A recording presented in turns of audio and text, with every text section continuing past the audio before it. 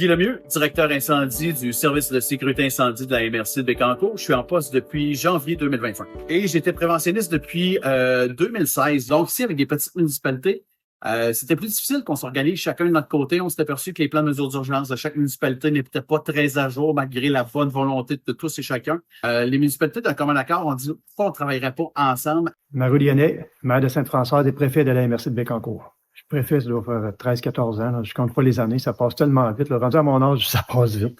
Très grande fierté. On a régionalisé, nous, le service incendie en 2008 pour 10 municipalités à l'époque. Maintenant, on est rendu 11.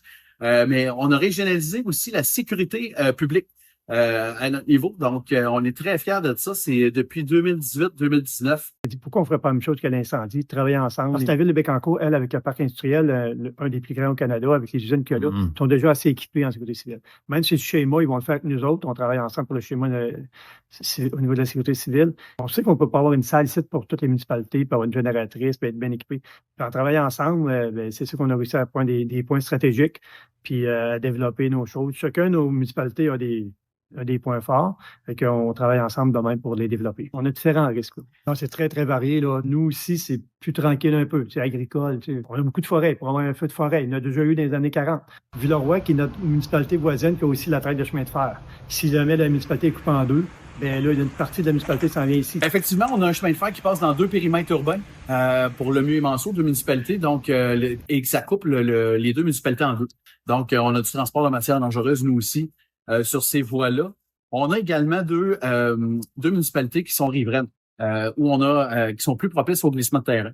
Donc, pour Deschaillons et Saint-Pierre-les-Béquets, qui sont près du fleuve, on a eu des épisodes en 2017 et 2019 de glissement de terrain. Et puis, on se le cachera pas, il y a quand même des grosses entreprises. Nous, à la ville de Bécancour, on a quand même un parc industriel qui pourrait nous toucher selon les directions des vents. Je pense qu'on a fait quelque chose à l'MRC de Bécancour, je suis pas sûr, mais une des seules MRC où plusieurs municipalités se sont regroupés ensemble pour faire des plans de sécurité civile.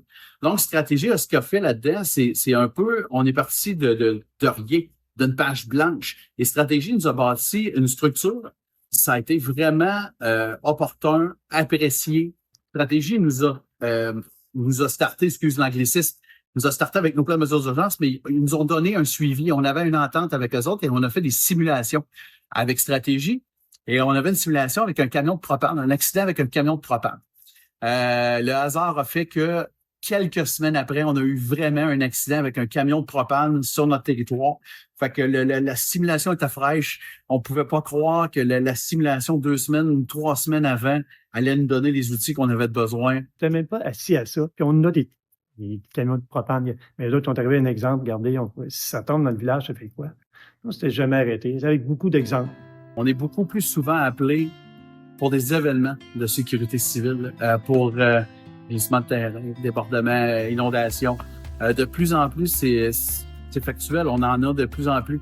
Donc, on n'a pas le choix d'être plus présent, d'être plus à l'affût, d'être plus que nos réflexes soient plus aiguisés.